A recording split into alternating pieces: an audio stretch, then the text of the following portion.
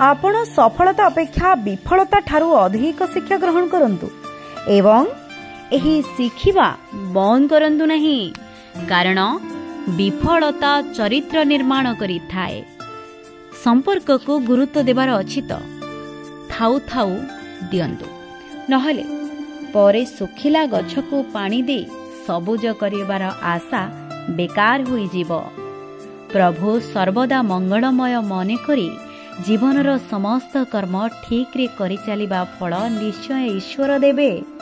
वास्तव रे दुनिया सबु बेले अलगा होई थाए, भावना दुनिया ठारू ही। सेइथि पई तो सबु बेले बुझी विचारी निष्पत्ति नेबा दरकार। जदि कथा आपणक हृदय को छुंची तेबे एबे ही आम चैनल रे लाइक शेयर सब्सक्राइब करनियंतु। धन्यवाद।